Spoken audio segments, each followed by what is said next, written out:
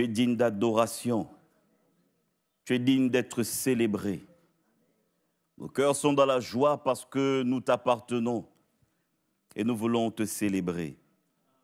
Seigneur, ce soir encore, nous sommes heureux d'être dans ta présence, dans la communion fraternelle. Et nous sommes heureux encore plus parce que nous savons que tu es là. Tu es au milieu de nous. Tu l'as promis et tu ne faillis jamais dans tes promesses. Alors nous te louons pour tout ce que tu fais et tout ce que tu feras. Au nom de Jésus, amen. Gloire à Dieu. Bonsoir à tous. Vous savez, moi je suis Gabonais. Et nous, le soir, le matin, c'est aussi en fonction de la lumière du jour qu'on le définit. Alors qu'en pareille période, en France, le soleil se couche tard. Mais c'est le soir quand même. Donc bonsoir à tous. Recevez les salutations, de vos frères et vos sœurs de l'église de Maromme où j'étais dimanche. Ils vous saluent fraternellement. J'aimerais aborder une pensée ce soir. Ce soir, il faut que ça rentre, il faut que ça soit dans ma tête. C'est pour dire à l'Église et dire à chacun de nous, pas dire, rappeler. Parce que je pense que ce que je dirai ce soir, il n'y a rien de nouveau, que des rappels. J'aimerais nous rappeler que la victoire est dans le nom de Jésus. Vous n'avez pas entendu? Je vais le reprendre. La victoire se trouve dans le nom de Jésus. C'est le nom de Jésus qui a soutenu l'Église. L'Église de Rouen, les églises à travers les siècles. C'est parce que l'Église s'est fondée, s'est appuyée sur Christ, qu'elle a survécu. Je dis bien survécu. Parce que l'ennemi de nos âmes et la chair veut nous pousser à abandonner, veut pousser l'Église à arrêter sa marche. Mais Christ nous a donné, nous a laissé cet héritage, qu'est son nom. Vous savez, l'Église, c'est le projet de Dieu. On doit intégrer, réaliser que l'Église, c'est le beau projet de Christ. Et il a dit, et notre pasteur nous le rappelle souvent, il rappelle ces paroles de la Bible, où Jésus dit, je bâtirai mon Église. Matthieu 16, c'est son Église. C'est Jésus qui définit le fondement de l'Église, c'est lui qui trace les contours de l'Église. Et c'est bien parce que l'Église grandit, l'Église croît. Et quelqu'un a dit, j'ai oublié la référence et je l'ai noté, donc je ne pourrais pas vous donner la référence, que l'Église c'est un organisme, parce que l'Église, parce qu'il y a un ensemble d'organes qui vivants, qui croient, qui est en mouvement. Mais l'Église c'est aussi une organisation, parce qu'on se structure. Une organisation humaine doit se structurer. Je suis souvent contre ceux qui pensent que l'Église doit simplement être dirigée comme ça, l'Esprit dit, et puis on avance. Non, l'Église aussi, on se structure entre hommes et femmes spirituels, avec les principes du royaume. L'Église, c'est un organisme. L'Église, ça bouge, c'est vivant. C'est un mouvement. Et l'Église, c'est aussi une organisation, se structure. Une famille doit se structurer pour également évoluer. Et la vie de l'Église, comme tout organisme ou comme toute organisation qui mobilise les hommes, est cyclique. Il y a la naissance, il y a la croissance, il y a la maturité, il y a le vieillissement, l'essoufflement, des fois le déclin ou la mort. Et lorsqu'on étudie la revitalisation des églises ou les mouvements d'églises, on se rend compte que des fois des églises arrivent sur des chemins et là il faut trouver le moyen de se redynamiser, sinon on plonge. Étudiez le cycle des églises, de plusieurs églises, et vous allez vous rendre compte qu'à un moment ou à un autre, on arrive à un cycle où il y a un déclin, et ce qu'il faut, c'est des vecteurs, pas nouveaux forcément, des vecteurs pour pousser l'Église à avoir un cycle de croissance. Et l'Église arrive souvent à des périodes particulières, et lorsqu'elle arrive à ces périodes particulières, elle doit rechercher un nouveau souffle, dans la présence de Dieu, dans la vie de l'Esprit, et elle doit se renouveler. L'Église doit aller de l'avant. l'Église doit chercher à se redynamiser. Pour être une Église conquérante, en bonne santé, vivante, elle doit chercher. Et souvent, ce qu'on fait, c'est qu'on essaie de regarder comment ont fait les premiers disciples. Comment ils ont fait et quel est l'héritage, quels sont les principes qu'ils nous laissent. Les croyants de tous les âges, arrivés à un certain niveau, ont cherché ce nouveau souffle-là. Et il y en a qui ont appelé cela le retour aux sources ou le retour à la source. Mais l'idée, c'est de dire, qu'est-ce qui a fait la force des premiers chrétiens? Qu'est-ce qui a fait la force de nos pères?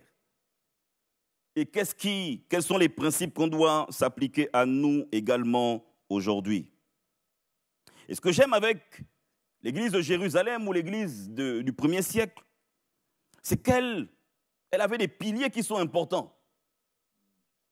Les piliers importants, par exemple, c'était l'enseignement des apôtres. C'est-à-dire que l'église était fondée sur la parole de Dieu, sur l'enseignement de Christ, sur le fait que Jésus avait enseigné tellement de choses, montré tellement de choses. J'évite de dire démontrer, je parle de montrer.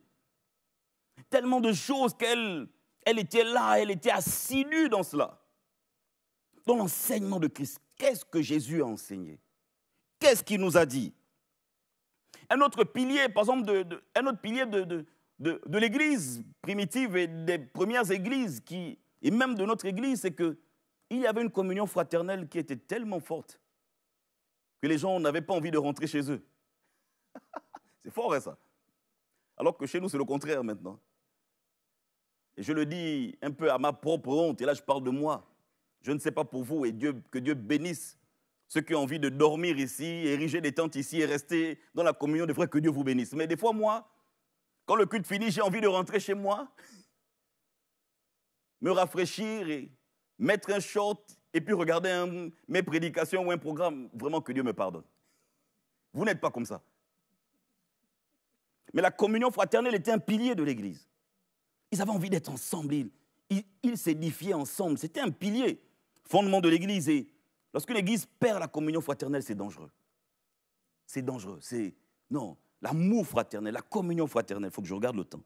Et puis, un autre pilier de l'Église, c'est la fraction du pain. C'était le fait qu'ils étaient ensemble, ils partageaient quelque chose, les agapes. Je le dis et vraiment ne me lapidez pas. Mon programme préféré à l'Église, c'est l'agape.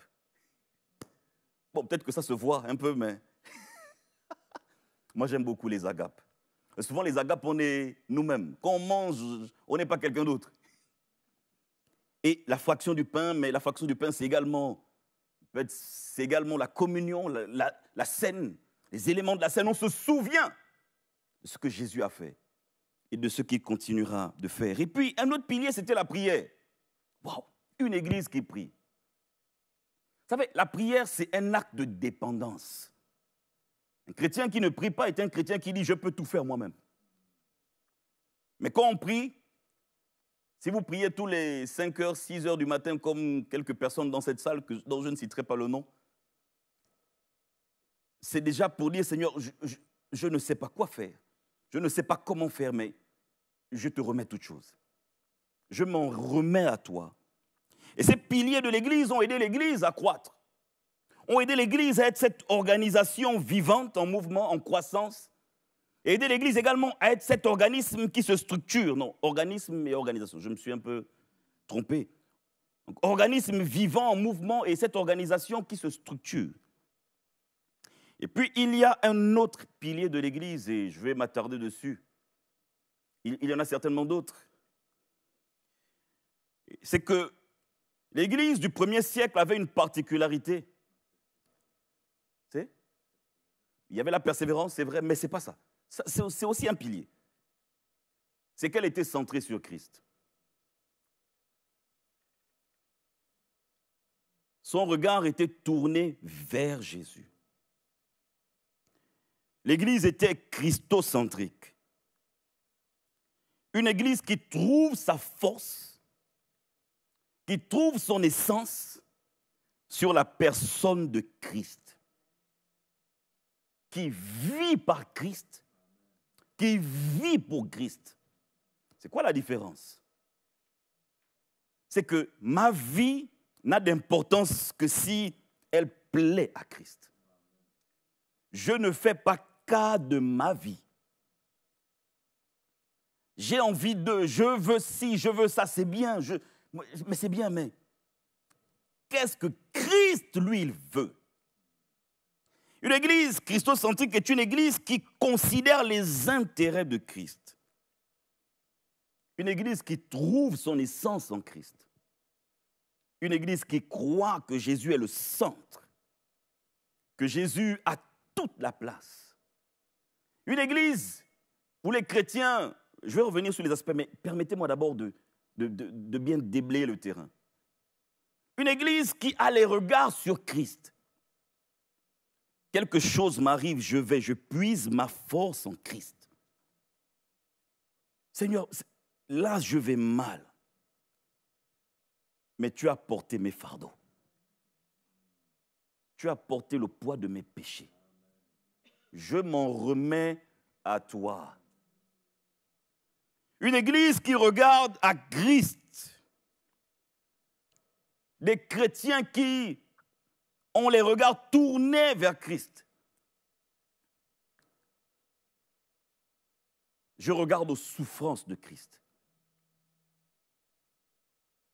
Si à un moment l'amour manque dans mon cœur, j'ai plus d'amour où je commence à voir de...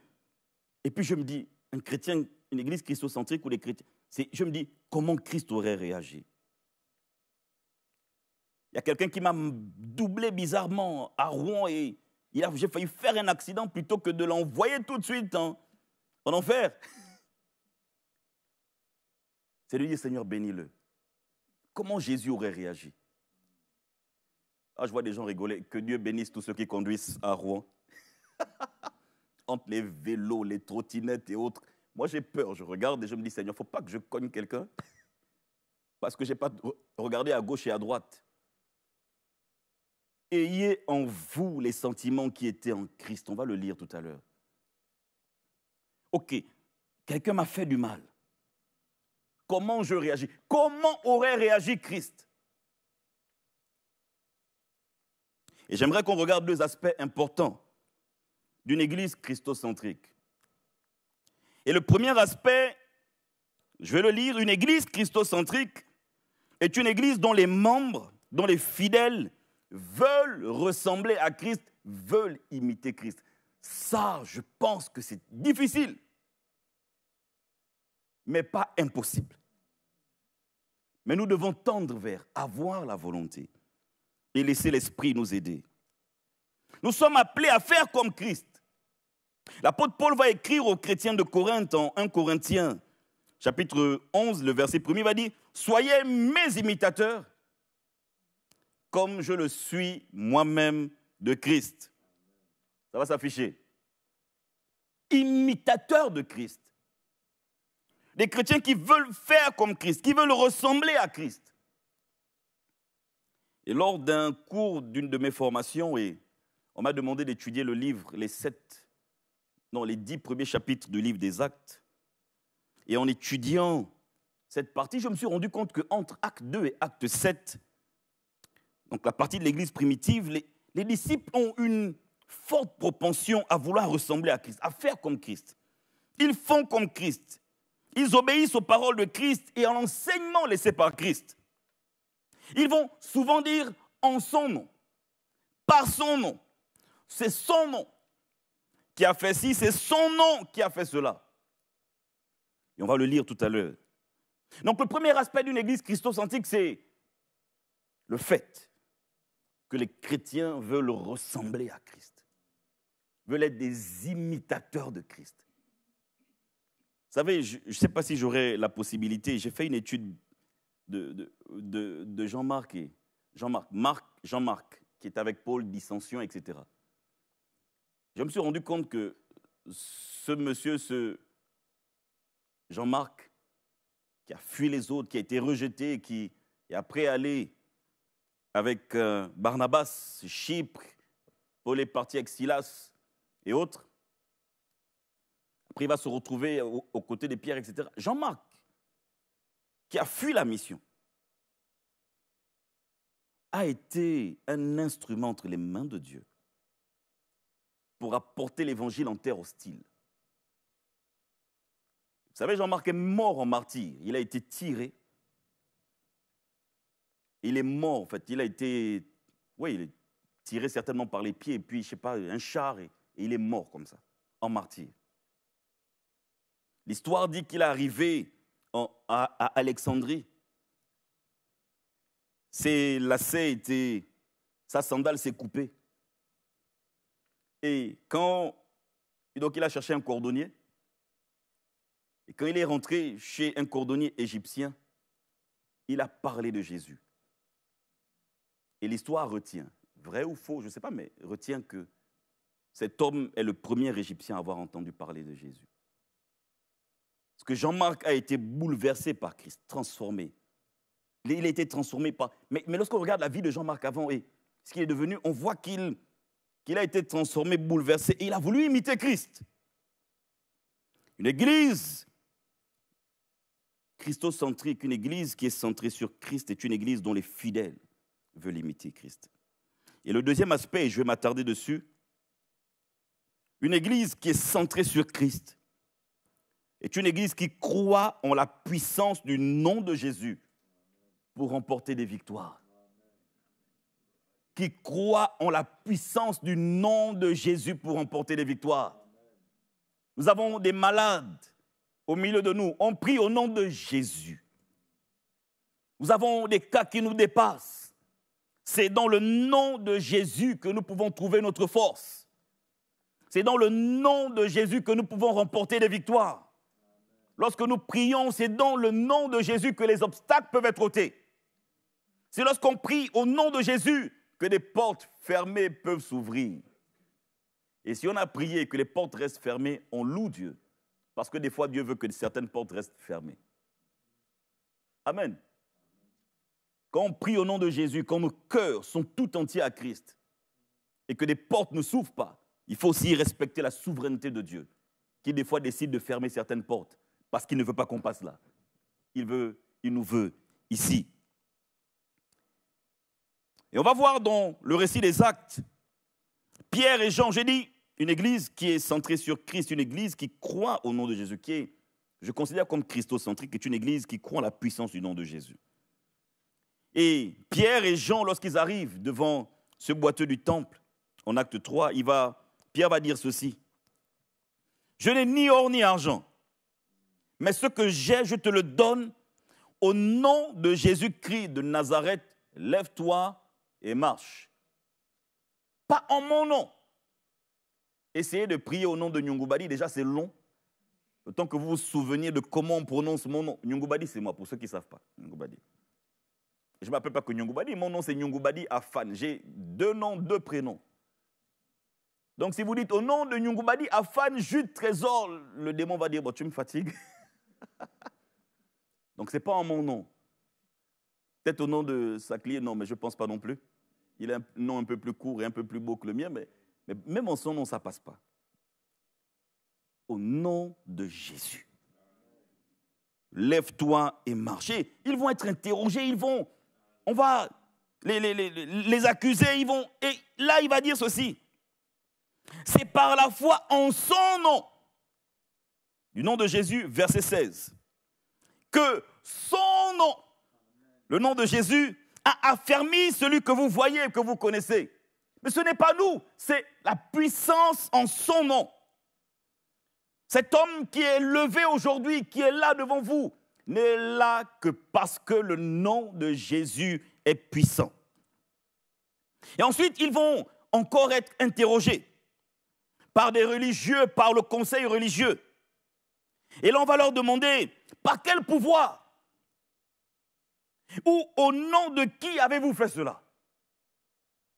Et là, Pierre, rempli du Saint-Esprit, verset 8, leur dit, chef du peuple et ancien d'Israël, plus que nous sommes interrogés aujourd'hui sur un bienfait accordé à un homme malade, afin que nous disions comment il a été guéri, sachez-le. Sachez-le tous, et que tout le peuple d'Israël le sache. C'est par le nom de Jésus-Christ de Nazareth que vous avez crucifié et que Dieu a ressuscité des morts. C'est par lui que cet homme se présente en pleine santé devant vous. Jésus est la pierre rejetée par vous qui bâtissez et qui est devenue la principale de l'angle. Et là, c'est un texte que j'aime beaucoup. Acte 4, 12. Il n'y a de salut en aucun autre. Il n'y a de délivrance en aucun autre. Parce que le salut, le sozo, ça englobe tellement de choses. Il n'y a de guérison en aucun autre. Il n'y a de délivrance en aucun autre. Il n'y a de salut en aucun autre.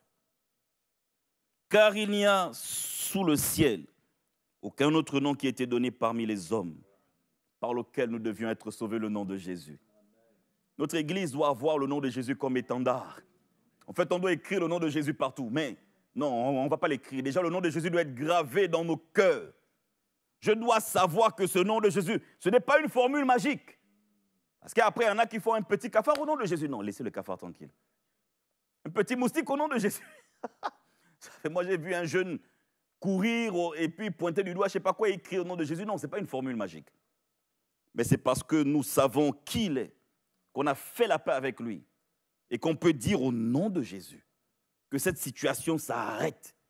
Seigneur, nous prions en ton nom pour que l'Église continue sa marche. Nous prions en ton nom pour que l'Église reste debout et unie. Nous prions en ton nom, nom de Jésus, pour que ton nom continue d'être comme ce drapeau, cet étendard sur l'Église de Rouen. Que l'Église de Rouen soit une Église qui est centrée sur Christ. Une Église centrée sur Christ. Et ensuite, ils vont continuer à être interrogés. Au chapitre 5, on va les frapper, ils vont être outragés. Et au verset 40, ayant appelé les apôtres, ils les firent battre de verges, leur défendirent de parler au nom de Jésus. Mais ça, ce n'est pas possible. On existe pour Jésus. L'Église existe pour proclamer le nom de Jésus. Et ils les relâchèrent, mais les apôtres se retirèrent devant le Sanhédrin, joyeux d'avoir été jugés dignes de subir des outrages pour le nom de Jésus. Vous pouvez me critiquer, vous pouvez me lapider, mais je sais une chose, c'est qu'il y a un seul nom qui fait vibrer mon cœur, c'est le nom de Jésus. Et chaque jour dans le temple et dans les maisons, il ne cessait d'enseigner et d'annoncer la bonne nouvelle de Jésus. Des gens qu'on vient de battre de verges et qui normalement devaient arrêter, mais ils ne peuvent pas parce que le nom de Jésus vibre dans leur cœur. Ils trouvent leur force dans le nom de Jésus. Je ne sais pas par quoi tu passes, mais en tant qu'Église, nous devons nous lever et prier contre tous les traits enflammés du malin et prier au nom de Jésus. La puissance se trouve dans son nom. L'exaucement se trouve en son nom. La vie se trouve en son nom. Parce qu'au nom de Jésus, ce qui est mort peut reprendre vie. Dans nos maisons, dans nos familles, même les choses qu'on ne fait plus, dans nos vies, ce qui est mort peut reprendre vie. Dans l'Église, ce qui ne se passe pas bien peut reprendre vie dans le nom de Jésus. Lorsqu'on invoque le nom de Jésus, on lui rappelle que Seigneur, cette Église est la tienne. Ce n'est pas la mienne. On dit Seigneur, cette Église t'appartient. La puissance se trouve au nom de Jésus. Et un texte que j'aime beaucoup, et bientôt je termine. Philippiens chapitre 2, à partir du verset 4. Que chacun de vous, au lieu de considérer ses propres intérêts, considère aussi ceux des autres. Ayez en vous les sentiments qui étaient en Christ. Le premier aspect d'une église christocentrique. Qui veut imiter Christ? Christ n'a pas regardé à lui, à sa personne, mais il a regardé à ceux qu'il voulait sauver. Ayez en vous les sentiments qui étaient en Christ, lequel, existant en forme de Dieu, n'a point regardé comme une proie à arracher d'être égal avec Dieu, mais s'est dépouillé lui-même en prenant une forme de serviteur et en devenant semblable aux hommes. Ce qui est écrit là, c'est pour nous dire que chacun de nous est appelé à suivre ce que Jésus lui-même a fait. Ayant paru comme un simple homme, il s'est humilié lui-même, se rendant obéissant jusqu'à la mort, même jusqu'à la mort de la croix. C'est pourquoi il s'est abaissé, il a accepté, il a enduré. Et Dieu l'a récompensé Nous ne sommes pas l'église pour les récompenses. Nous ne sommes pas l'église, enfin, si, quand même, la récompense d'être avec Jésus lorsqu'on partira de cette terre et qu'on déménagera. Oui, moi j'ai envie d'être dans la chorale des anges et de chanter Alléluia. J'ai envie d'être là-bas. C'est ça notre récompense. Mais la conséquence de ce que Jésus a fait, c'est pourquoi Dieu l'a souverainement élevé et lui a donné le nom qui est au-dessus de tout nom. Le nom de Jésus est au-dessus de tout nom. Et j'aime, un prédicateur dit souvent, le nom de Jésus est au-dessus de tout nom que vous pouvez citer. Citez un nom de maladie. Les gens disent cancer. Il dit oui, le nom de Jésus est au-dessus de ce nom-là. Et au-dessus du cancer. Et au-dessus de tout ce qui peut nous affecter. Le nom de Jésus est au-dessus de tout nom. Afin qu'au nom de Jésus, tout genou fléchisse dans les cieux, sur la terre et sous la terre. Et que toute langue confesse que Jésus est Seigneur, à la gloire de notre Dieu, à la gloire de Dieu le Père. Et on dit Amen à cela. Il a le nom qui est au-dessus de tout nom. Et l'Église doit réaliser que c'est dans le nom de Jésus qu'elle peut remporter des victoires. Une Église qui est centrée sur Christ est une Église qui croit en la puissance de son nom. Pourquoi? Parce qu'il a le nom qui est au-dessus de tout nom. Et j'aime également ce texte qui nous dit que nous avons tout pleinement en lui. Parce que c'est la vérité. Tout pleinement dans le nom de Jésus. Colossiens chapitre 2, à partir du verset 6. Ainsi donc, comme vous avez reçu le Seigneur Jésus, marchez en lui, étant enracinés et fondés en lui et affermis par la foi, d'après les instructions qui vous ont été données, et abondez en actions de grâce. Prenez garde que personne ne fasse de vous sa proie par la philosophie et par une vaine tromperie, s'appuyant sur la tradition des hommes, sur les rudiments du monde, et non sur Christ. Ne soyez pas éloignés par tous ceux qui ne sont pas centrés sur Christ. Car en lui habite corporellement toute la plénitude de la divinité. Verset 10. Vous avez tout pleinement en lui, qui est le chef de toute domination et de toute autorité. En fait, au nom de Jésus, nous remportons des victoires. Pourquoi? Parce que Christ a toute domination et toute autorité. Et c'est en lui que vous avez été circoncis, d'une circoncision que la main n'a pas faite, mais de la circoncision de Christ, qui consiste dans le dépouillement du corps de la chair. Ayant été enseveli par lui, par le baptême, vous êtes aussi ressuscités avec lui, par la foi en la puissance de Dieu qui l'a ressuscité des morts. Vous étiez morts par vos offenses et par l'incirconcision de votre chair. Il vous a rendu la vie avec lui, en vous faisant grâce de toutes vos offenses. Il a effacé l'acte dont les ordonnances nous condamnaient, qui subsistait contre nous. Il l'a détruit en le clouant à la croix. Il a dépouillé les dominations, les autorités, et les a livrées publiquement en spectacle, en triomphant d'elles par la croix.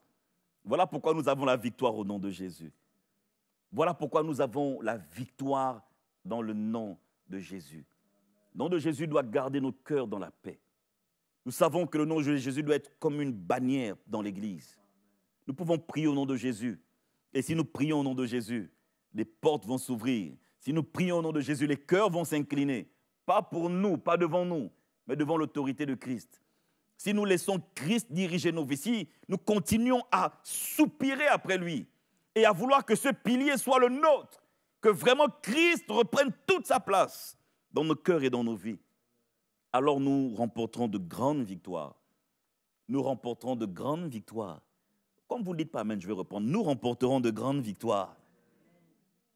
Je ne sais pas ce qui nous bloque. Je ne sais pas ce qui nous freine. Je ne sais pas dans quel état nous sommes aujourd'hui, dans quel état d'esprit. Et quand je suis à l'église de Rive-Droite et je prêche aux frères de Rive-Droite, je leur demande d'être en confiance, de reprendre confiance pour Dieu, d'être en confiance. Parce que l'œuvre de Dieu appartient à Dieu, premièrement. Et deux, on ne doit pas dire « Seigneur, qu'est-ce que… » Non, on doit se dire « Seigneur, qu'attends-tu de moi maintenant ?» Et croire que le nom de Jésus peut ouvrir des portes et nous aider à aller encore plus loin. Mais on doit se laisser, on doit obéir à Christ, intégrer sa parole. Vous savez, l'église primitive est une église modèle pour nous.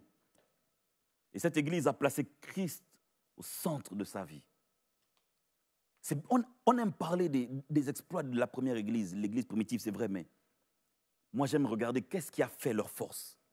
Et cette église est une église qui a mis Jésus au centre, dans laquelle, laissons l'église, mais dans laquelle chaque chrétien s'est dit, il faut que Christ soit au centre de ma vie. Une église christocentrique est une église qui devient puissante, spirituellement puissante, vivante par la vertu du Saint-Esprit, et aussi inspirante pour ceux qui ne connaissent pas Christ. Voilà pourquoi c'est un encouragement aujourd'hui. C'est par le nom de Jésus que nous remportons des victoires. C'est par le nom de Jésus que nous pouvons avancer. C'est par le nom de Jésus que nous pouvons triompher. Et je crois que l'avenir de l'église de Rouen, si chacun de nous, laissez-nous d'abord les pasteurs. Oh, si le pasteur fait ci, laissez d'abord les pasteurs. Si chacun de nous accepte que Christ dirige sa vie, vous allez vous rendre compte qu'on n'aura pas beaucoup de problèmes dans l'église. On a beaucoup de problèmes dans l'église quand on commence nous-mêmes à vouloir diriger. Mais si chacun de nous intègre que Christ doit être au centre, doit diriger ma vie, que le nom de Jésus est un étendard d'abord pour ma vie, vous allez voir comment l'église va changer de physionomie. Que ce soit notre église, que ce soit l'église de France, que ce soit le mouvement des assemblées de Dieu, que ce soit les églises évangéliques, toutes les églises qui confessent au nom de Jésus, quelque chose va se passer dans ce pays et dans notre génération. Amen. Est-ce qu'on peut prier ensemble? Prier. J'aimerais qu'on prie pour dire, Seigneur, ramène nos cœurs tout entiers à toi. Ramène nos cœurs entiers à toi. Ramène nos cœurs tout entiers à toi. Nous voulons que nos cœurs reviennent à Jésus, à Christ. Que nos cœurs tout entiers soient tournés vers Christ. Je sais qu'on n'est pas habitué avec cette façon de faire, mais est-ce qu'on peut tous ensemble élever nos voix? Que chacun lève sa voix là où il est. Que celui qui veut rester assis, reste assis. Celui qui veut rester à genoux, reste à genoux. Celui qui veut se lever, se lève. Mais est-ce qu'on peut élever nos voix tous ensemble? Et dire, Seigneur, ramène nos cœurs à toi. Tourne nos cœurs vers toi. Nous ne voulons pas, Seigneur, avoir des cœurs éloignés de toi, mais que chacun ramène son cœur. Que chaque chrétien ait le cœur qui se tourne vers Jésus. Nous voulons être de ceux qui imitent Christ, qui ont les regards tournés vers Christ. Seigneur, s'il te plaît, ramène mon cœur à toi. Seigneur, ramène nos cœurs à toi. Nous voulons revenir à toi. Seigneur, avant de regarder à ce que les pasteurs, ce que l'Église, ce que le CA veut faire, nous voulons d'abord, nous, revenir à toi de tout notre cœur. Tu as un projet pour l'Église de Rouen. Tu as une idée pour l'Église de Rouen. Tu as une ambition pour l'Église de Rouen. Tu as, Seigneur, une destinée pour l'Église de Rouen. Seigneur, nous ne voyons pas encore clair les choses, mais ramène nos cœurs à toi. Tourne nos regards vers toi. Nous voulons regarder comme toi tu vois. Seigneur, s'il te plaît,